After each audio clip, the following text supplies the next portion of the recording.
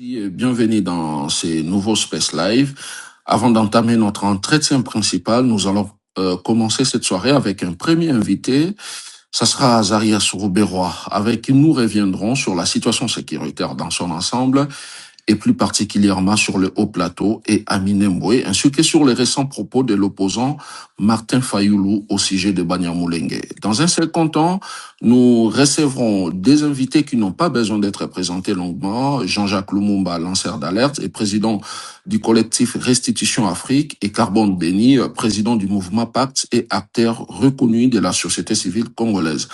Ensemble, ils ont co-signé une tribune publiée le 16 août dernier intitulée RDC face à la crise, unir la patrie et refonder les pactes nationaux.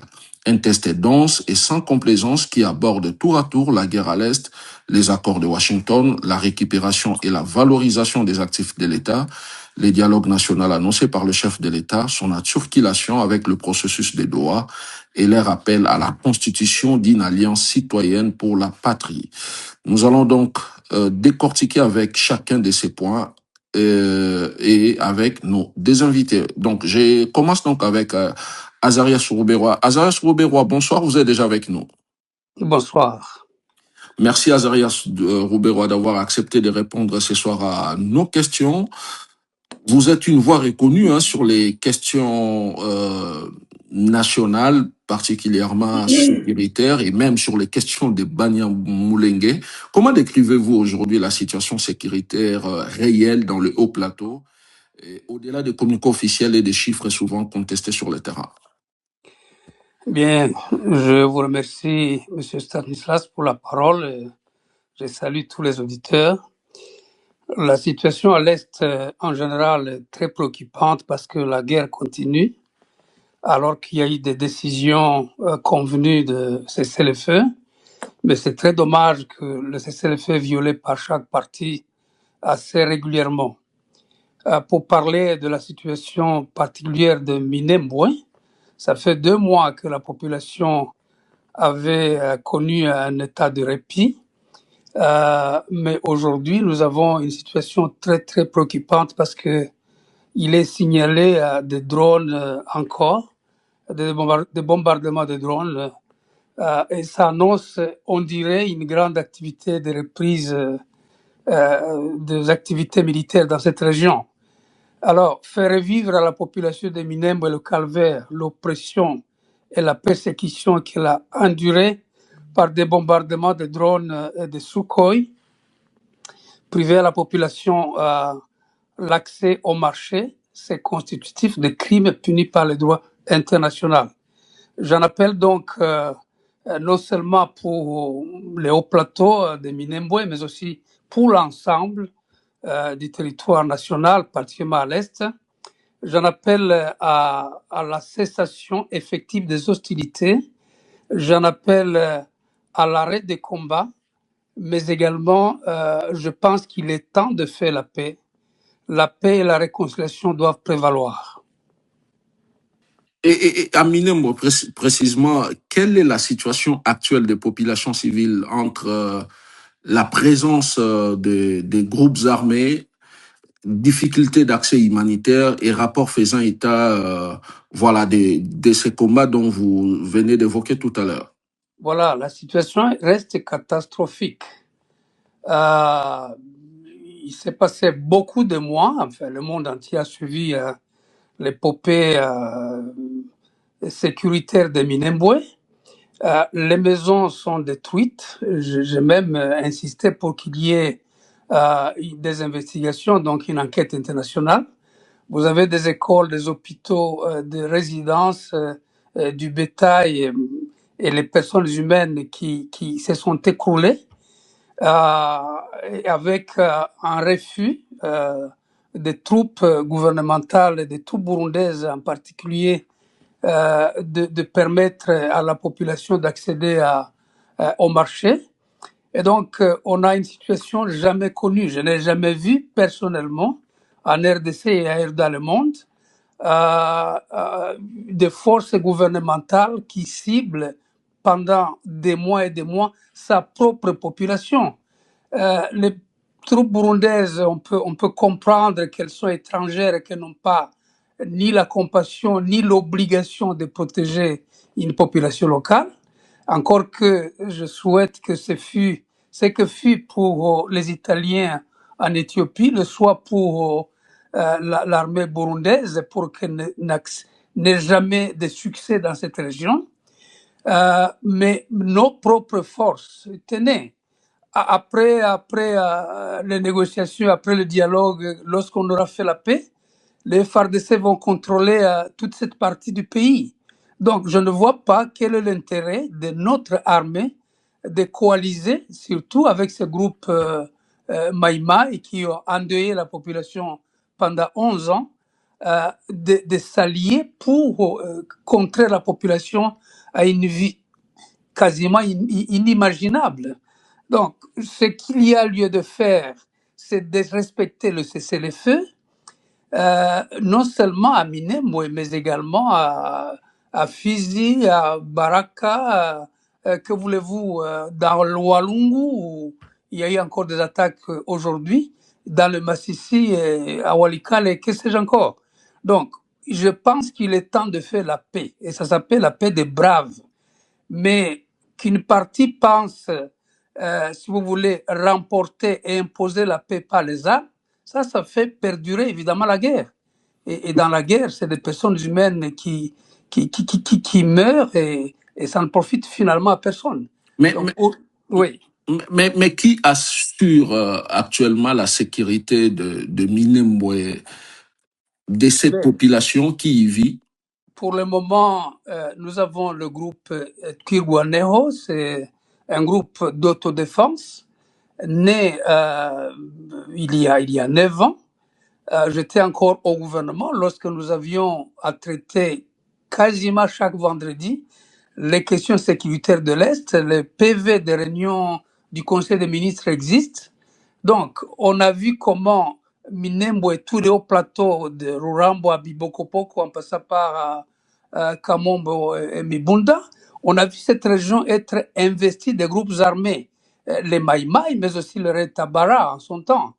Alors, la naissance de ce groupe d'autodéfense a permis à sécuriser le haut plateau pendant longtemps, jusqu'à ce que les forces gouvernementales, lorsqu'elles sont sorties de Bukavu et d'Uvira, et lorsque les forces du M23 ont dû quitter, si vous voulez, Uvira, alors toute cette coalition est montée pour conquérir Minembwe, comme s'il y avait autant d'or, de diamants, de cassiteриtes, de coltan et que sais-je encore. Qu'est-ce qu'il y a à Minembwe? Sinon une population qui est tout simplement ciblée.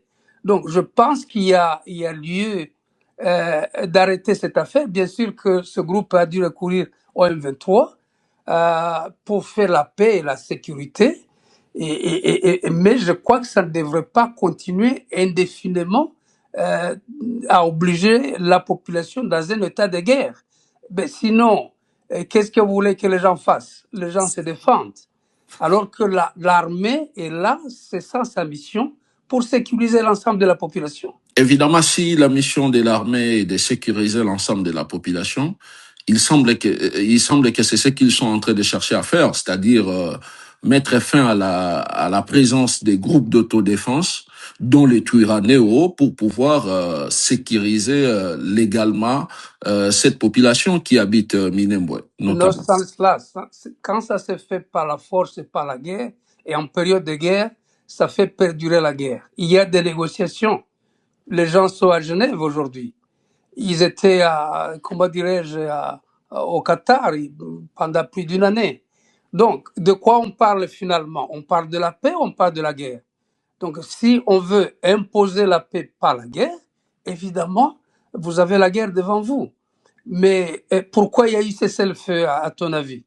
C'est exactement ce qui s'est passé avec l'accord de Lusaka en 1999. Il n'y a rien de nouveau. Lorsqu'il y a un accord de cessez-le-feu et qu'il y a arrêt des hostilités, alors ça s'impose à toutes les parties. Vous ne pouvez pas dire, nous, on est gouvernement, même s'il y a un accord sur le cessez-le-feu, nous continuons les hostilités. Ça, ce n'est pas une logique de paix, c'est une logique de guerre. Je pense qu'il y a moyen de revenir à la raison et de cultiver la culture, je m'excuse, de la tautologie de la paix. C'est possible parce qu'on a vécu ça dans le passé et c'est faisable encore aujourd'hui. Vous Mais il dites, faut la Mhm. volonté politique de le faire.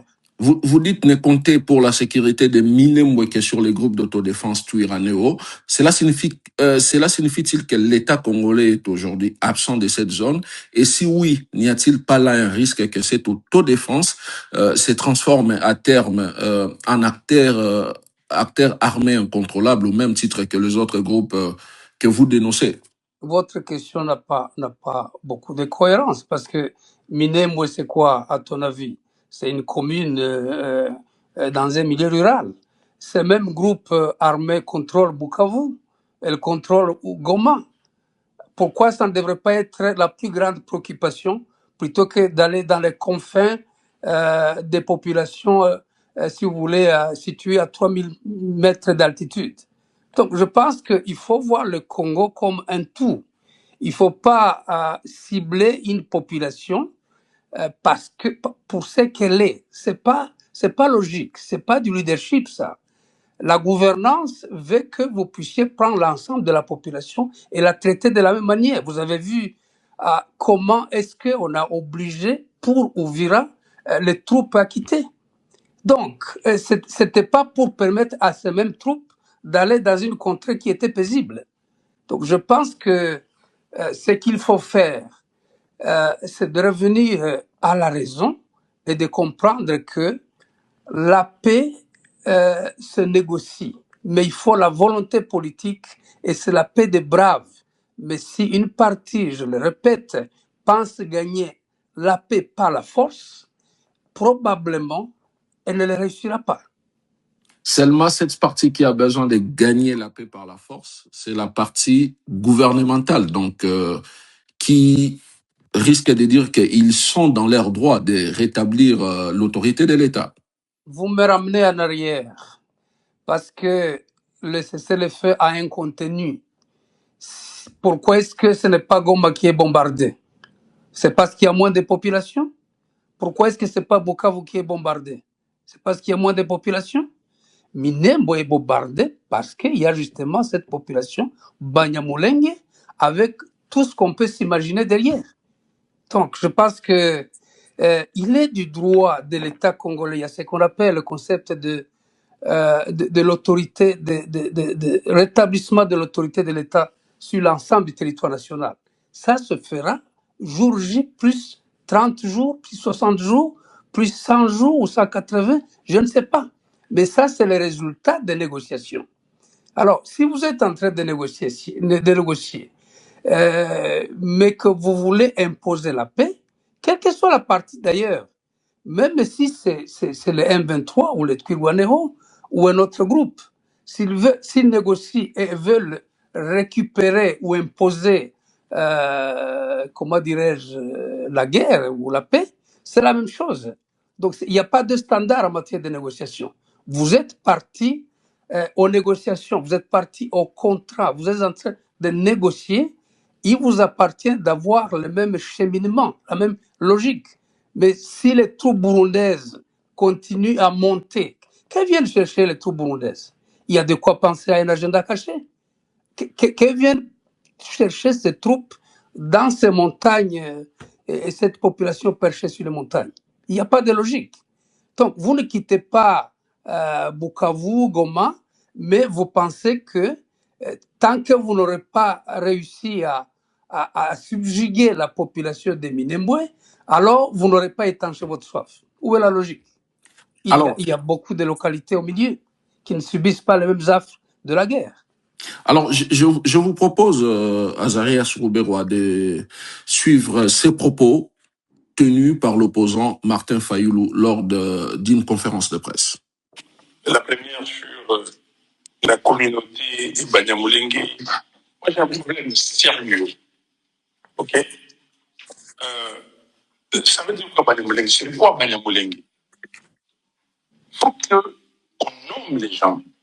Si les gens disent que c'est une communauté rwandaise qui est venue s'installer au Congo et que, bon, ils veulent avoir de la nationalité congolaise, ce qu'on avait dit à la conférence nationale, et que la nationalité peut se demander individuellement, ou bien que les enfants qui sont nés, qui sont congolais. Je suis d'accord. Mais quand on dit Banyamulenge, ça veut dire quoi? Mulenge, là-bas, au sud Kivu, il y a les Banyamulenge. Les tribus, moi, je fais partie d'une tribu. Quand je suis parti à Tervuren, au musée, vous allez voir toutes les tribus du Congo. Et chaque tribu a une langue. OK? Moi, bon, je vais parler de ma tribu. Je sais parler cette langue-là. Et Kimbala, c'est une langue qu'on parle. Qui est congolais ici qui n'a pas de langue? Levez les doigts. Il y a une langue qui s'appelle Mulenge ou je ne sais pas quoi. Une langue comme ça au Congo? Alors, il parle de Kinyarwanda. Vous mettez la corde au cou bêtement. J'entends les gens dire des choses. Non, soyons sérieux. S'ils sont congolais, ceux qui veulent être congolais, un Belge. Là, ce n'est pas mon problème. Moi, je suis congolais. Je défends les intérêts de qui? Des Congolais. Okay. Moi, je suis un avocat de qui que ce soit. Voilà, Azarias Rouberois, votre réaction à ces propos tenus par l'opposant Martin Fayoulou. Voilà, merci de me redonner la parole. Et c'était nécessaire de réagir aux propos honteux et scandaleux d'un leader qui se veut un leader national. De quoi s'imaginer si cet homme avait exercé les fonctions de président de la République, qu'est-ce que serait devenu la RDC? Le propos de M. Fayoulou, je les condamne fermement. Ce propos frise du racisme. Et avec son rire moqueur, il dégage l'ignorance de la constitution de la RDC, notre pays, mais aussi de la loi sur la nationalité. Fayoulou est ignorant également de l'histoire des migrations des peuples africains. Et c'est choquant. Je le reconnais intellectuel. Il est peut-être bon pour la gestion et laquelle, je n'en sais rien. Mais si un leader qui se veut un candidat devant diriger une nation comme la nôtre tient des propos, et c'est pas la première fois de ce genre, il est vraiment à plaindre. Voilà. La constitution de la RDC, que Fayoulou ignore, en son article 10, donne le droit au Banyamulenge, comme au Bambala, parce qu'il a dit que c'est ça sa communauté. Je peux même me permettre de dire, le Bambala, c'est quoi? Vous voyez comment il ironise. Le Bambala, c'est quoi? C'est la chose, en fait. C'est rendre un peuple moins que rien. C'est quoi? C'est la chose. Et donc, mais quittons la polémique.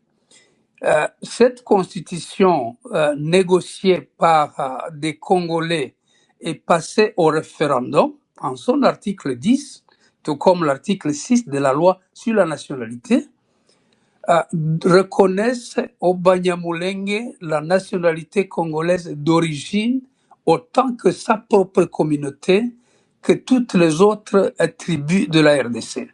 Alors, s'il ne comprend pas ça, s'il n'a jamais lu ça, ou s'il lit sans comprendre, il devrait approcher ceux qui comprennent la loi, et la loi fondamentale en particulier. Autre chose que je dois ajouter, c'est que M. Fayoulou évoque son passage à Tervuren. Je suis arrivé à Tervuren en 1994, pour parler comme les Belges, probablement très avant lui.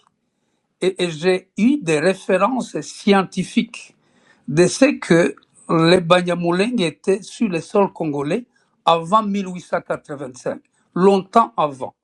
Pour ne citer qu'un auteur ouest qui a écrit Les pays d'Ouvira, qui n'a certainement jamais lu, il situe les Banyamulenge avant 1885. Mais quand vous y allez avec Hierno et les autres, c'est bien avant, beaucoup bien avant. J'étais curieux en préparant cette émission, de lire sur les Bambala.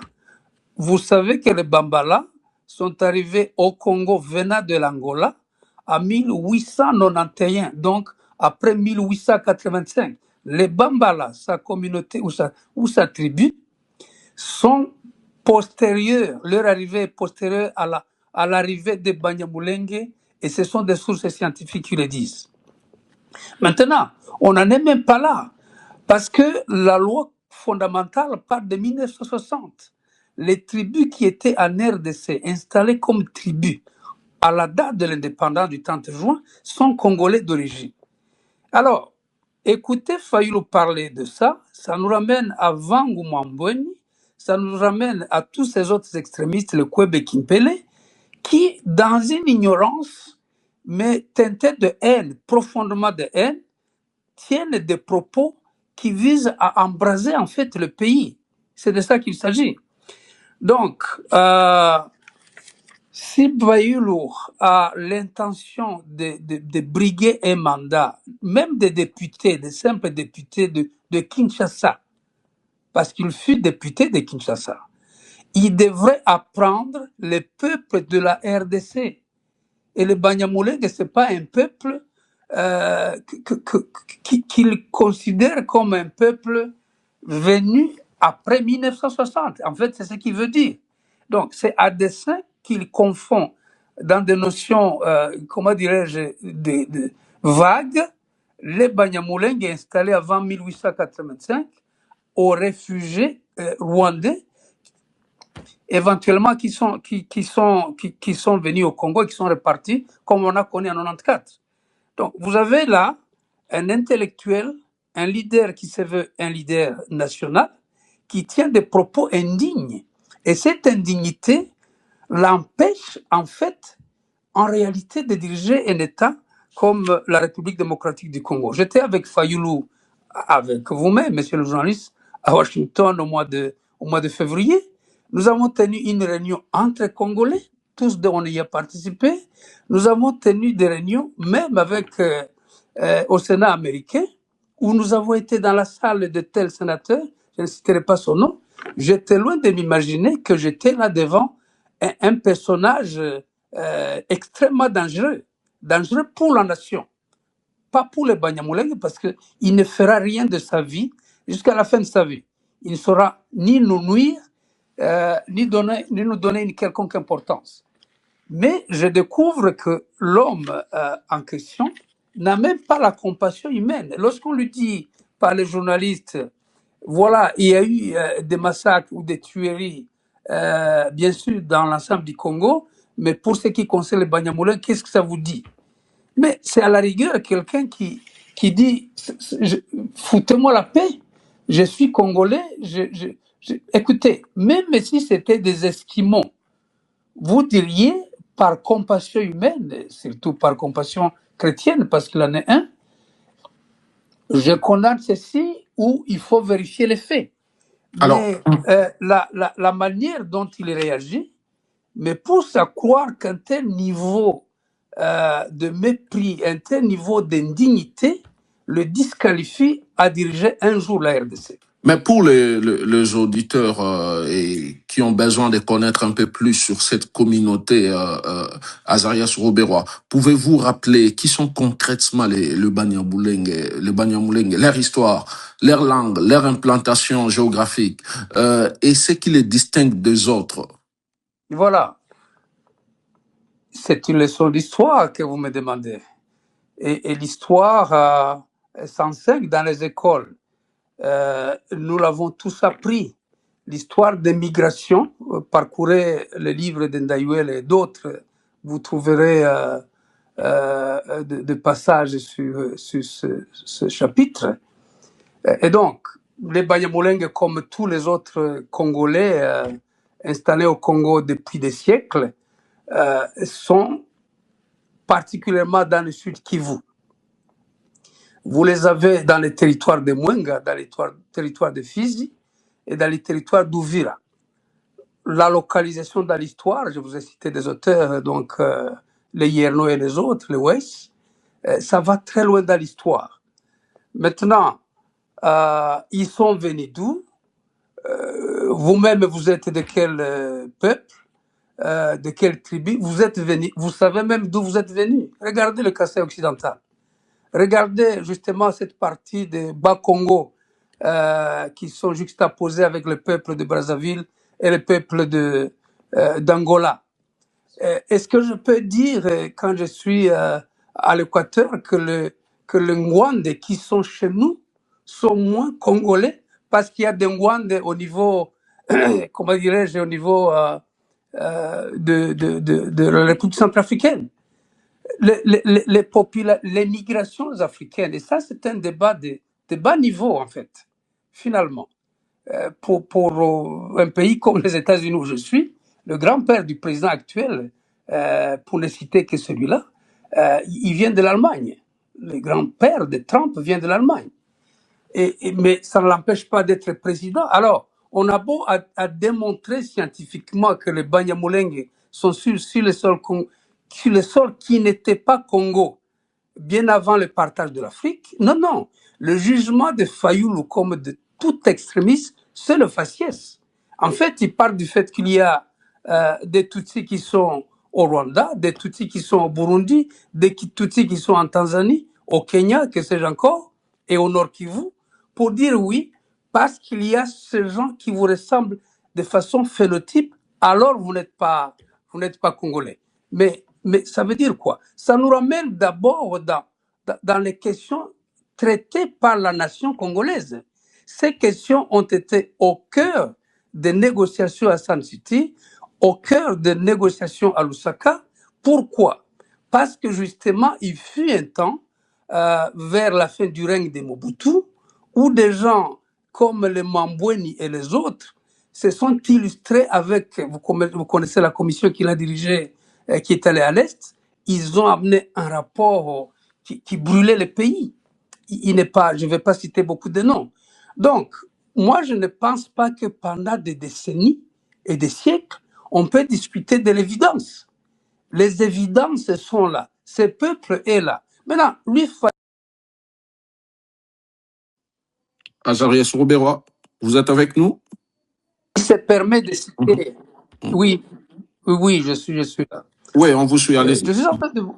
Oui, et donc, il ne peut pas dire, les Bafouleros disent qu'ils ne sont pas congolais. Et donc, vous qui êtes ici, qu'est-ce que vous avez à dire? D'abord, qui lui a dit que les Bafouleros disent que les Banyamulenge ne sont pas congolais? Je vous donne un exemple. Il y a un Mufulero encore en vie. Il a 100 ans. Il porte mon nom, Rouberois. Il est à Ouvira. N'est-ce pas? Et il vit encore. Sa maman est Munyamulenge. Et sa maman qui est Munyamulenge a des arrière-grands-pères qui sur le sol congolais. Et donc, ce n'est pas des bafouleros, ça c'est le discours des extrémistes. Il a ramassé un foulero extrémiste qu'il a pris comme un ami, et alors il chante partout comme quelqu'un qui manque de raison. Ce n'est pas en 2026 qu'un leader congolais qui connaît l'histoire du pays, qui connaît la loi du pays, parce que finalement, M. Stanislas, la nationalité, c'est quoi? Quand vous dites tel est étranger. Mais c'est votre allégeance au pays, c'est votre lien juridique avec le pays. C'est le lien juridique. Qu'est-ce que vous faites de tous ces militaires Banyamulenge qui combattent au sein de l'armée? Qu'est-ce que vous faites de ministres, de députés et d'autres? Et donc, c'est une insulte au peuple Banyamulenge. Il devrait retirer ses propos, sinon l'histoire les jugera, et même Dieu les jugera sévèrement. Est-ce que cette communauté a des revendications particulières, Azarias Rouberois? Les revendications identitaires sont réelles.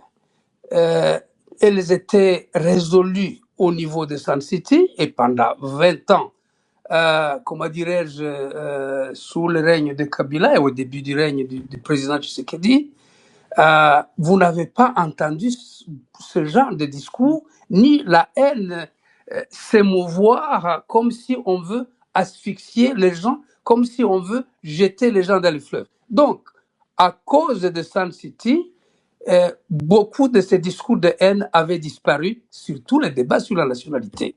Maintenant, je ne sais pour quelle raison, l'identité est certes réglée dans la Constitution, mais lorsque vous voyez des gens dans les rues à Kinshasa, dans les bus, dans les taxis ou dans l'avion, il suffit de voir un faciès Munyamulenge ou Tutsi congolais.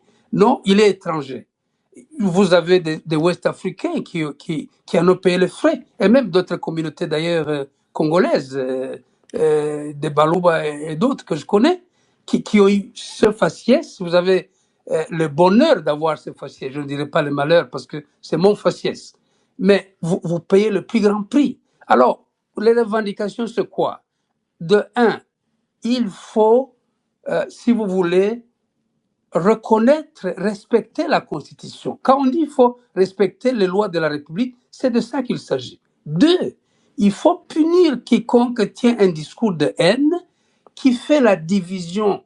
Des gens comme Fayoulou, c'est des séparatistes. Donc, ils créent la division au sein de la nation. Il faut les punir par la loi. Et notre loi, dans le code pénal, il y est puni le racisme et le tribalisme. Les gens ne le savent pas. Il faut punir. Mais toi, il y a un problème de sécurité de plus en plus. On a parlé avec le chapitre de Minembwe. Et donc, je pense que lorsque des groupes armés se coalisent contre une population congolaise, on a vu ça dans les Bandundu récemment, on a connu les Enyele à l'Équateur, on a connu les Kamwena Sampou au Kasaï, on a vu comment tous les pays s'est mobilisés.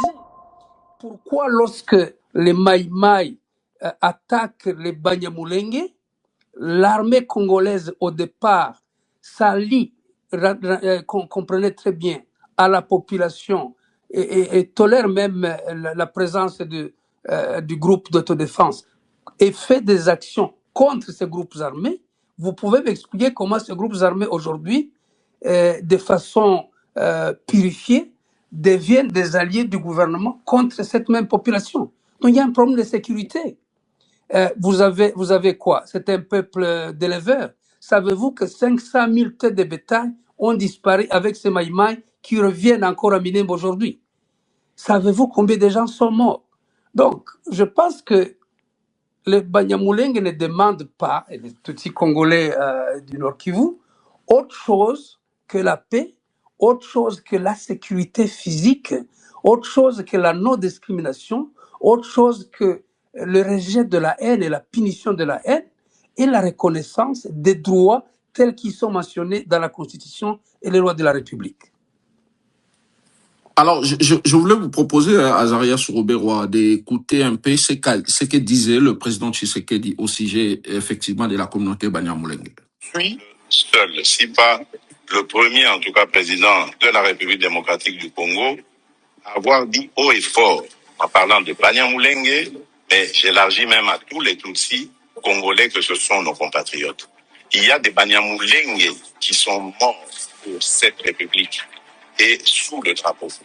Donc, j'en ai assez de ce discours qui consiste à discriminer ces populations et à donner ainsi l'occasion à des régimes barbares comme celui du Rwanda de nous envahir. Donc, de fallacieux prétexte d'ailleurs. Parce que je dois attirer ici l'attention de tout le monde et c'est très dangereux d'avoir ce genre de discours. Vous faites le tapis de ce régime criminel du Rwanda parce que ce régime, figurez-vous, il a aussi des Hutus qui travaillent à sa cause. Il a fabriqué. Et il envoie ces gens traquer, violenter, massacrer les Tutsis pour dire, ah, vous voyez, les Tutsis sont en danger.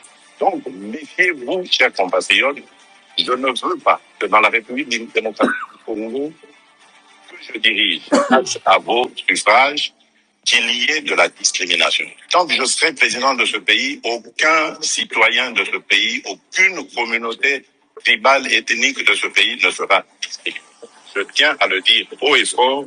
Voilà, ce propos de Félix Tshisekedi, même si ça date de février 2024, le président continue de maintenir cette même ligne. Est-ce que ce sont quand même des propos qui vous rassurent, Azaria Souroberwa? Absolument, je suis honnête, vous me connaissez très bien. Là, il a reconnu ce que la Constitution dit, les Banyamulenge sont congolais.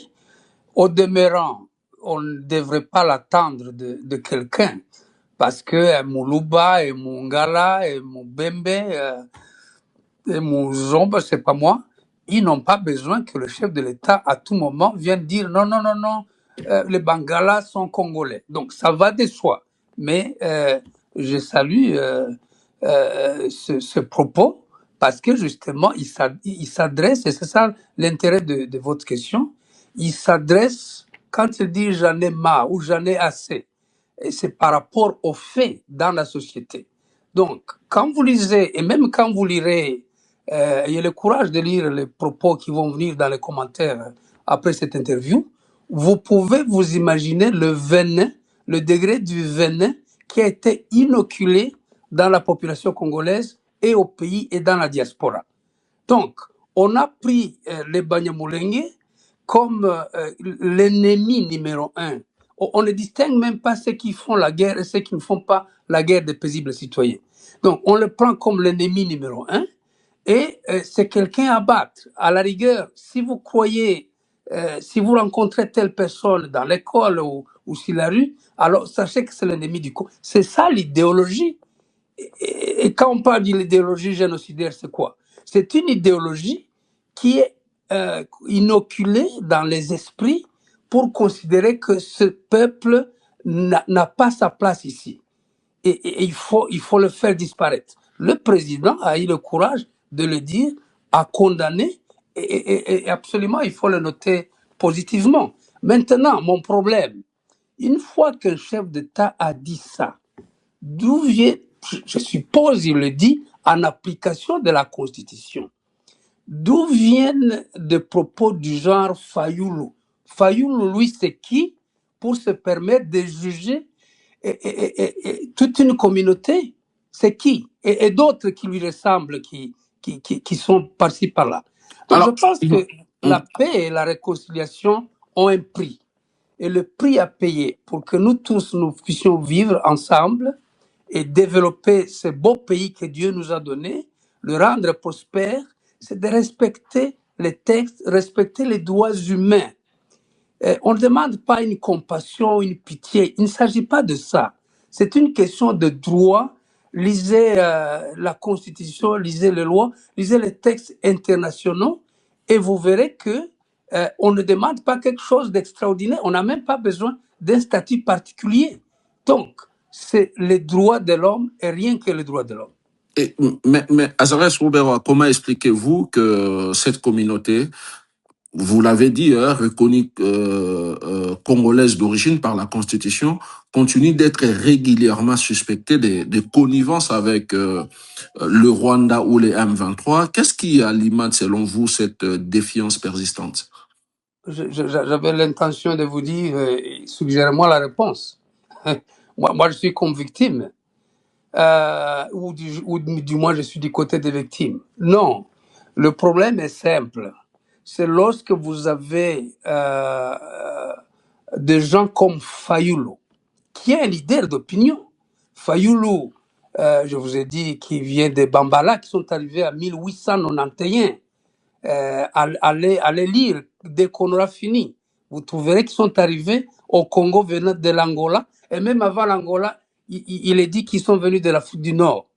Alors, c'est en 1891, c'est la date qui est mentionnée. Maintenant, lorsque ces gens, il suffit qu'ils soient 10, 50, ils propagent les mensonges, c'est comme ça qu'ils marchent. Et donc, c'est des propos haineux. Tant qu'ils ne seront pas punis, il y aura toujours des suspicions. Parce que, bon, il y a la source. Mais tous ces pays du monde, vous êtes aux États-Unis comme moi ici, vous imaginez s'il n'y avait pas la force de la loi, c'est que seraient les Noirs américains ici, même si les problèmes ne sont pas finis, c'est que seraient même les Asiatiques ou je ne sais pas moi, les gens de l'Amérique latine et tout. C'est la loi, la force de la loi. Notre pays souffre de ça. Je suis juriste, vous le savez. Une chose, c'est d'avoir la loi, une autre chose, c'est de l'appliquer. Et donc, la suspicion, écoutez-moi très bien, Nanga qui préside aux destinées de l'AFC, il est de la province de Haut-Touélé. Avez-vous déjà vu son village bombardé? Bissimwa, qui est numéro 2 de l'AFC, il est mouché.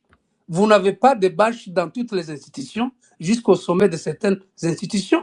Ce sont des bâches. Tu connais le nombre de bâches qui sont dans ce mouvement-là? Des Bafouleurs, il y en a, des Babembe, il y en a, mais aussi des gens des autres provinces. Il y a des Balouba du Kasraï. Le porte-parole vient d'où? Mais pourquoi est-ce qu'eux ne sont pas suspectés? C'est pour ça que je me permets d'évoquer le concept de racisme. Le propos de Fayoulou doivent être condamnés par les religieux, les non-religieux et même les athées. Parce que c'est un venin qui vise à diviser. Il ne l'a pas dit la première fois, il a dit la énième fois, et d'autres personnes qui sont comme lui. S'il continue, et vous allez dire, nous en appelons à la fin de la guerre avec ça. Pourquoi? Pour que quelqu'un comme lui dirige le pays et fasse quoi? Tue les gens? Vous voyez avec quel mépris il dit, ça ne me dit rien que ces gens meurent ou pas. Un humain peut dire ça. Donc, la suspicion demeurera tant que la cause qui est la haine est inoculée impunément dans les esprits des Congolais. Nous sommes un grand peuple, écoutez, nous sommes un grand peuple. Nous avons eu des grands dirigeants, à commencer par Lumumba, Kasavubu, qui n'avaient pas cet art. Vous savez que l'un des premiers présidents de l'Assemblée nationale du Congo, c'était un Hutu du Nord Kivu. Vous avez un ancien ministre du commerce dans le gouvernement de Lumumba. Il venait d'où? Du Nord Kivu. Donc, vous avez le roi Kabouba et consorts. Alors, moi, je suis né dans la rébellion parce qu'il y a des gens, et aujourd'hui, c'est mon anniversaire. Je suis né dans la rébellion de 64, au niveau des hauts plateaux. Maintenant, à Rugezi, précisément, parce qu'il y a un autre, comment dirais-je, un alphabet intellectuel de Cameroun qui a dit Rugezi, c'est pas au Congo, comme s'il y a été. Interroger les axes de bombardement qui accèdent à Minembwe Centre, on va vous parler de Rugezi. Ça a été cité plusieurs fois. Mais toutes ces conneries-là, nous allons les léguer aux enfants et aux petits-enfants, vraiment, comme si nous n'avons pas d'intellectuels et même des hommes non intellectuels, raisonnables, réfléchis, qui peuvent définitivement faire taire les armes et faire taire, comment dirais-je, cette haine ethnique punie par la loi. Je pense qu'il faut un saut vers l'avant. Nous avons tourné la page à Sam City. Nous devons tourner la page encore aujourd'hui. C'est pour ça que j'en appelle à la paix, et à la paix des braves. La paix des braves, ce n'est pas une paix hypocrite ou une paix en attendant que j'ai plus d'armes, plus de munitions ou plus de troupes pour attaquer l'autre. Non. La paix fondamentale passe par la tolérance, l'acceptation de l'autre. Et bien sûr, les revendications légitimes. Je ne pose pas d'autres questions. Nous aurons peut-être une autre émission sur d'autres matières, dialogue ou pas. Mais ici, nous sommes dans les fondamentaux de la paix et même de la justice. La justice, c'est pas seulement ce concept judiciaire, non.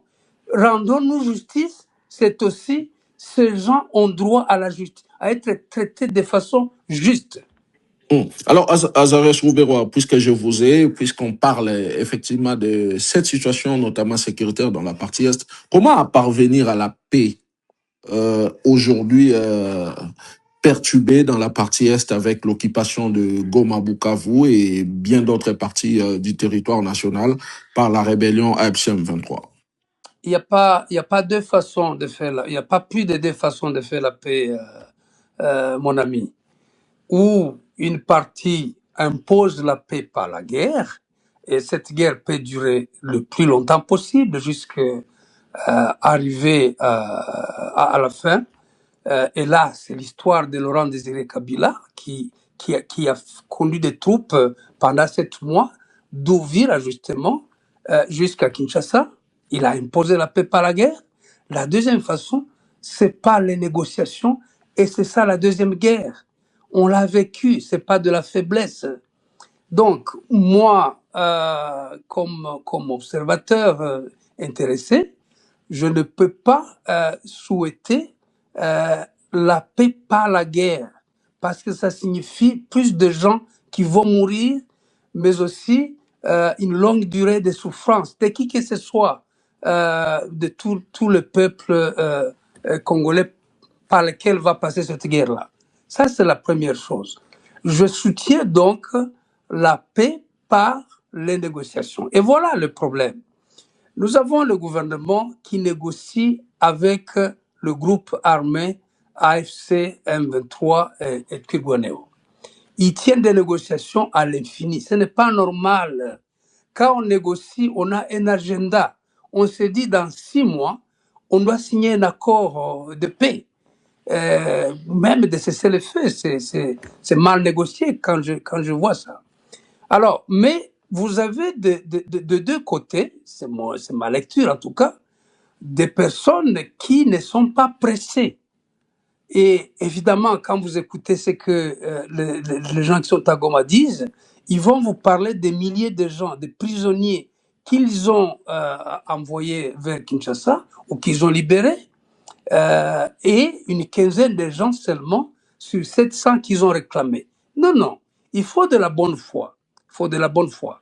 Mais écoutez, même s'ils arrivaient à signer un accord de paix entre eux, les problèmes du Congo aujourd'hui ont une dimension politique énorme. Et c'est ça le sens du dialogue qui est appelé.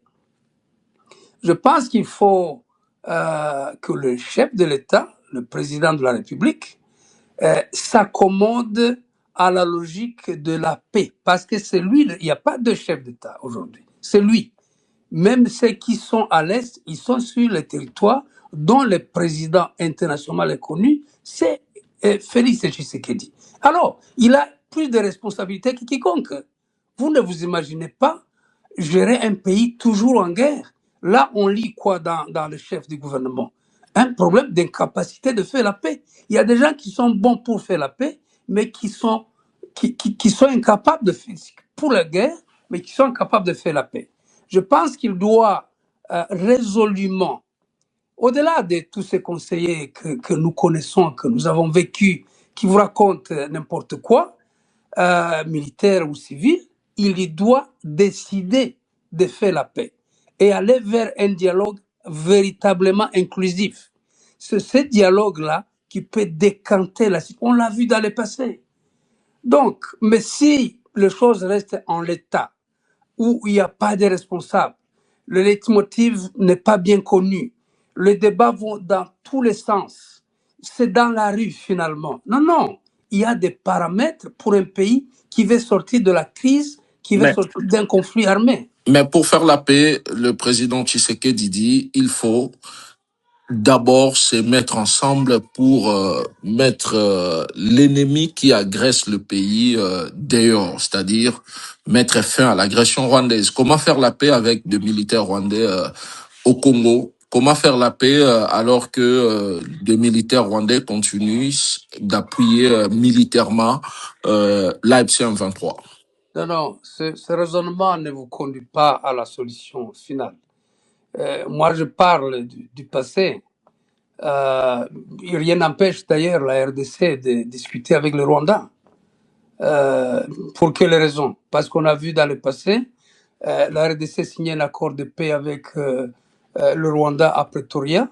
Il a signé un accord de paix avec l'Ouganda. Vous parlez moins de l'Ouganda. L'Ouganda a des troupes chez nous, vous le savez très bien. Donc, nous parlons des Congolais. Les choses se compliquent lorsqu'on fait un mixage dans les raisonnements. Nous parlons des Congolais d'abord. Mais la direction vers la diplomatie des pays de bon voisinage, les voies existent. Il n'y a rien à inventer dans ce conflit. Donc, il existe des voies pour faire la paix à l'interne et il faut avoir la réconciliation. Et ça écoutez, j'entends déjà dire nous faisons la paix avec ceux qui, comment dirais-je, ceux qui sont le type de front dont tu parles. Mais ça n'a pas de sens. Même Jésus l'a dit, faites la paix avec votre ennemi, aimez votre ennemi. Si vous aimez quelqu'un qui vous aime, mais tout le monde le fait. Mais si vous mettez à l'écart de la table les gens que vous considérez comme vous posant problème, vous faites la paix avec qui? Vous dialoguez avec qui? Avec vos copains? Avec ceux qui vous soutiennent? Avec qui? Les modérés? Mais il faut aller vers également les gens qui vous contredisent, les gens qui ont pris des armes, les gens comme l'ancien président, ça a été dit à plus d'un égard, Joseph Kabila, qui a conduit le pays. Vous pensez qu'après 18 ans, cet homme n'a rien à dire devant une table de négociation? Donc l'humilité, elle est... Ouais, mais Kinshasa considère que Kabila est devenu aujourd'hui le problème. Justement, c'est plus dans la conception. Si moi j'étais Kinshasa et que j'avais cette conception sur Kabila, ça serait une raison fondamentale de l'appeler au dialogue. Autrement, je fais la paix avec qui? Je fais la paix avec ceux qui sont à Kinshasa? Qu'est-ce que vous faites de tous ces leaders qui sont en exil? Vous en faites quoi? Donc, de quoi on parle, Stanislas? Et vous La avez, paix. Et vous avez vu que Kabila, votre ancien allié de la transition, chef de la plateforme politique FCC, dont vous êtes membre même, il est condamné à mort par contumace et présenté comme un soutien de l'AFC M23. Cette condamnation, pour vous, est-elle un acte de justice, un règlement des comptes politiques? La procédure vous paraît-elle régulière? Je vous ai répondu dans une autre interview passée sur Jeune Afrique. Mais écoutez, d'abord, pour tout dire, le président Kabila, pendant la transition, n'était pas nécessairement un allié. Nous avons eu des divergences fondamentales, approcher ceux qui étaient au gouvernement de transition. Mais ça ne m'a pas empêché, avec le temps, de comprendre que on peut se serrer la main et faire route ensemble. C'est ça la grandeur. Maintenant, vous parlez de sa condamnation, vous ne parlez pas du fait qu'il a échappé, si vous voulez, à Goma. L'enquête est en cours, je suppose, de l'abattage par drone. Vous ne parlez pas du fait qu'il est en dehors du pays, ou même quand il va à Goma, parce qu'il ne peut pas mettre pied à Lumbashi, à Kinshasa. C'est un long débat. Je vous ai invité vers un autre débat. Maintenant, s'il est condamné, plutôt s'il est sanctionné du fait d'être proche, selon le gouvernement américain, qu'il est proche de gens de Goma, mais aussi qu'il a été condamné à mort, c'est ça votre question. Moi, je pense que nous sommes... Je n'étais pas dans ce procès, mais je connais la procédure pénale. Et ce n'est pas le moment d'étaler mes connaissances. Ce procès est irrégulier sur le plan de la forme, et les raisons existent, je les ai mentionnées précédemment, mais également sur le plan de fond. Vous et moi et tous les autres qui ont suivi, parce que le procès était public, on n'a pas vu de preuves annoncées par les avocats de la République. Ils ont dit, nous allons amener des témoins, nous allons amener des preuves de financement. Moi, je n'en ai pas vu, tu n'en as pas vu, ni quelqu'un d'autre. Donc, ça a été, comment dirais-je, effectivement un règlement des comptes. N'oubliez pas que la naissance du pouvoir en 2018 était basée sur un accord. Et cet accord a été rompu. C'était pas basé sur la volonté du peuple? La volonté du peuple suivie d'un accord, bien sûr. Alors, vous avez par la suite la situation qui a prévalu, qui a conduit à la rupture. Et après la rupture, évidemment, la situation s'est empirée, empoisonnée même. Donc, moi, je pense que ce n'est pas faux de dire qu'il y a eu règlement des comptes. Ce n'est pas faux de le dire. Sinon, le procès aurait manifesté la vérité. C'est ça le sens d'un procès, en fait. C'est la manifestation de la vérité. Et je pense que malgré tout cela, et je l'ai dit précédemment, ce procès politique, par essence, on a connu des procès politiques vous étiez jeune, vous n'étiez pas encore né, mais il y a eu des gens qui ont été condamnés pour n'avoir rien fait, qui ont été exécutés sous le régime de Mobutu. Vous connaissez l'histoire. Donc un procès politique peut toujours exister. On peut me faire un procès politique sur base de cette interview. Les gens qui ne sont pas contents peuvent s'imaginer que j'aurais dû ne pas dire ceci ou cela. Bon, mais la grandeur d'une nation, je reviens sur la RDC comme une grande nation qui doit, si vous voulez, illuminer l'Afrique.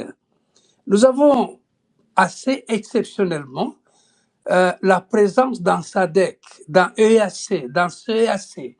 Donc, on a la conférence de pays des Grands Lacs, au moins 5-6 organisations régionales. Qu'est-ce que ça signifie? Ça signifie que la RDC, par ses leaders, mais aussi par son peuple, doit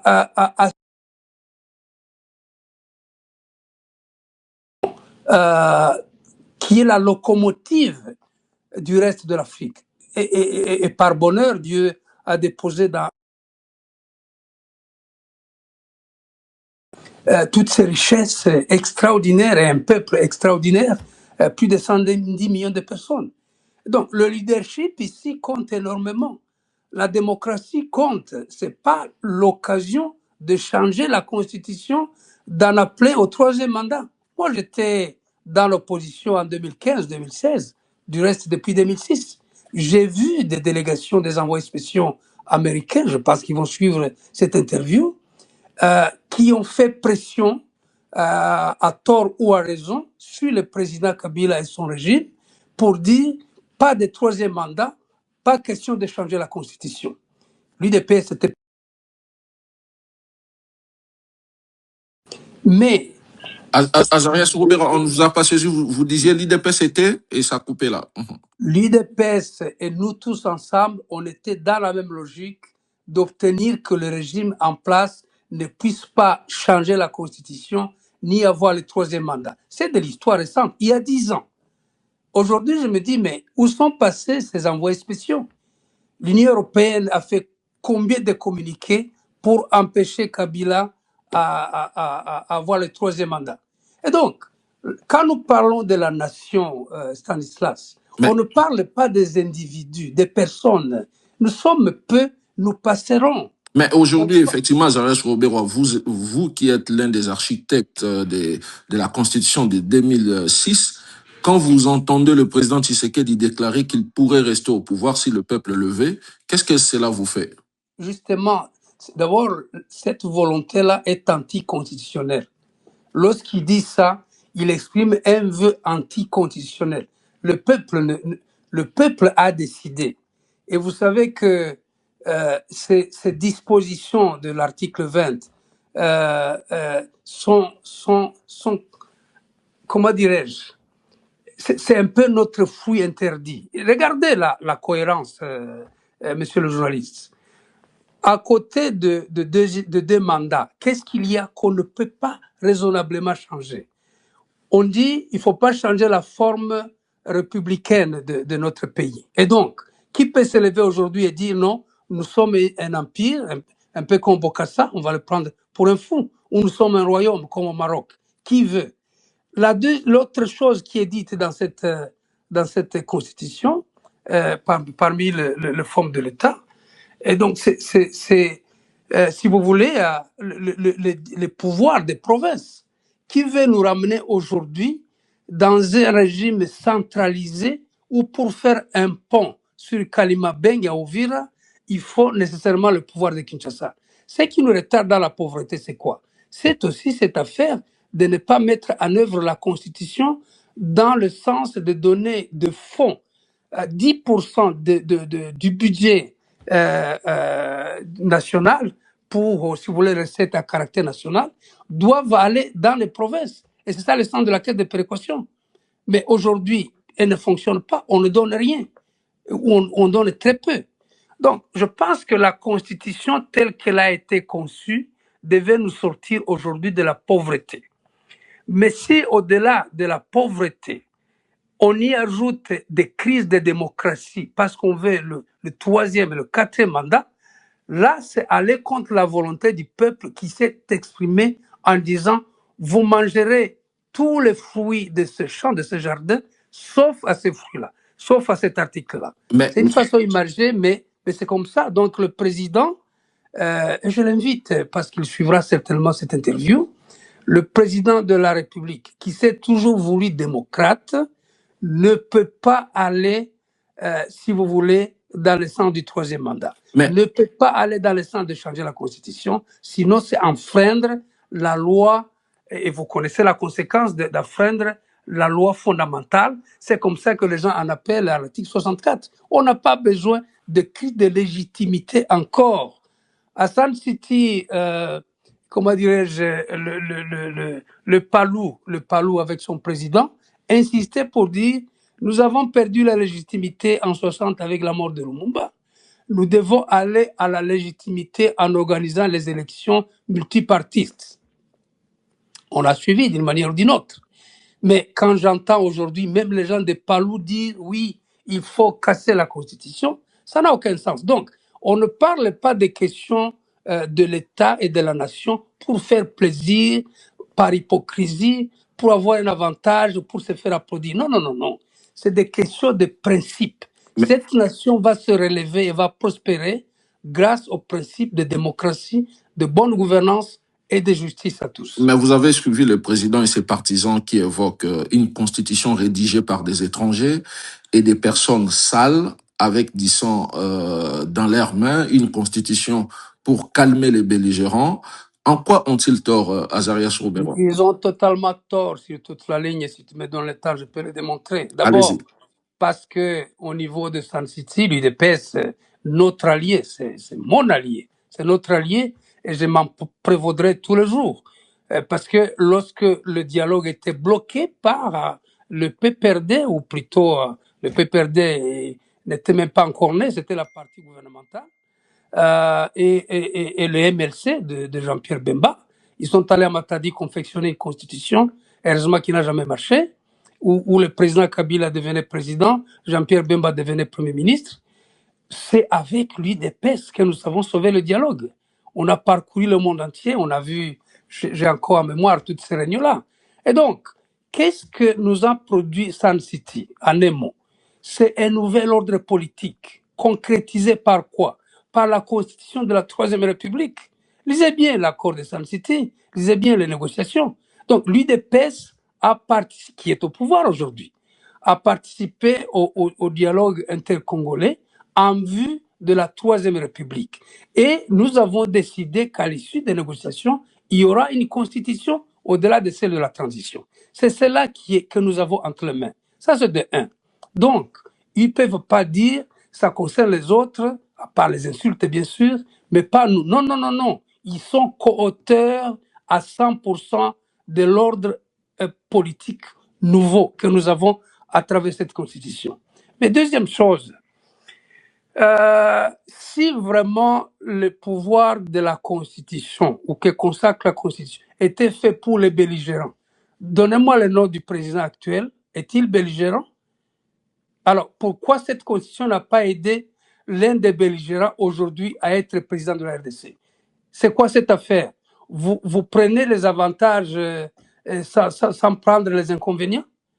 Alors, troisième chose, ce langage des étrangers qui ont fait la Constitution, qui ont les sang sur leurs mains, c'est des insultes qu'il faut éviter, même comme membre d'un parti politique qui est au pouvoir. Regardez autour du président. Autour du président, dois-je citer le nom? Vous avez des personnalités qui ont négocié, qui ont conçu. Jean-Pierre Bemba, c'est mon collègue vice-président.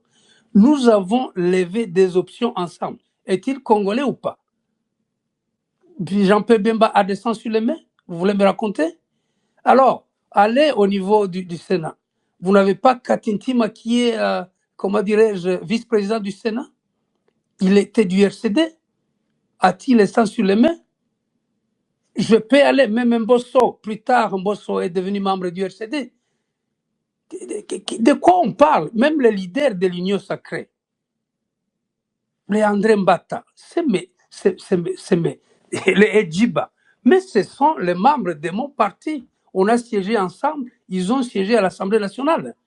Donc, je pense qu'il faut dédramatiser tous ces discours-là. Non, la constitution que nous avons n'émane pas des personnes qui ont le sang sur leurs mains, n'émane pas des étrangers. Tous ceux-là, d'une manière ou d'une autre, ont contribué ou à la conception, à la discussion, à l'élaboration, même à la campagne en vue de l'adoption de la nouvelle constitution. Donc, vous voyez que ça s'écroule, ces gens de théorie. Donc, nous avons l'une des belles constitutions que le pays n'a jamais connues. J'ai toujours dit, il y a eu celle-là, il y a eu celle de la conférence nationale, encore que le fameux Fayoulou s'y est référé malencontreusement, il ne comprend même pas de quoi il s'agit. Il saute la constitution actuelle, il va se référer sans comprendre de quoi il parle aux travaux de la conférence nationale de 92. Cette conférence était... Rendez-vous compte que si on avait mis en place la constitution de 92 ou de 64 de Louabou, le pays serait fédéral. Aujourd'hui, on parlerait de la République fédérale du Congo comme le Nigeria, comme l'Éthiopie. Ce furent deux belles constitutions. Les autres, c'est des papiers que Mobutu faisait faire, si vous voulez, sous la Deuxième République, sous le leadership d'un parti unique. C'est la constitution de 64, de 92 et de 2006. Et la constitution de 2006 a tenu compte des circonstances du moment, bien sûr, mais de l'histoire du pays. On a eu tous les gens qui étaient en 60, en 64, et toute cette nouvelle génération. Donc, on ne va quand même pas chaque fois revenir à la case de départ parce que telle personne... Et si demain, après un autre mandat, un autre président venait et racontait aussi son histoire, c'est la constitution de tel. On va trouver des qualifications. Le pouvoir estime qu'il faut adapter la constitution de 2006 aux réalités actuelles. Non. Mensonge. Il n'y a pas adapté cette constitution aux réalités actuelles en allant vers le troisième mandat. Non, ça n'a rien à voir. D'abord, il y a beaucoup d'innovations dans cette constitution. Maintenant, que tu me dises qu'une constitution est amendable, absolument. Si on pense qu'il y a un article par le 220 qui pose problème, ça s'est déjà fait d'ailleurs en 2011. On avait l'élection à 2 tours, on est allé à 1 tour. C'était pas la fin du monde. Mais il y a de questions interdites. Le leader de la RDC aujourd'hui, Félix, doit se dire il m'est interdit de changer la constitution en vue d'un troisième mandat, ainsi de suite. C'est comme ça. Et s'il le dit, s'il est convaincu de ça, et un démocrate devrait l'être, ici où nous sommes avec toi, le président fait de jokes, de blagues, de troisième mandat, mais personne ne prend ça au sérieux parce que c'est inconcevable. C'est ça le sens de la Constitution. Mais seulement Félix Tshisekedi fait face à un pays en guerre et il a déclaré, vous avez suivi, que dans les conditions actuelles, il ne sait pas organiser les élections en 2028. Écoutez, on peut toujours trouver des raisons. En 2016, pourquoi on n'a pas organisé les élections? Est-ce que c'est parce qu'il y avait la guerre? Donc, si quelqu'un veut ne pas organiser les élections, il va trouver des raisons. Ça, c'est de un. Mais de deux, les élections passées, y avait-il la guerre ou pas? Il y avait la guerre. Ouais, mais Goma et Bukavu n'étaient pas encore sous le contrôle de la F-23 soutenu par le Rwanda. Non. C'est pas ça. C'est pas. Toi, tu m'as coupé la parole. Allez-y. Tu me permets de te tutoyer ou de. Vous voyez comment. Allez-y. Ça me semble.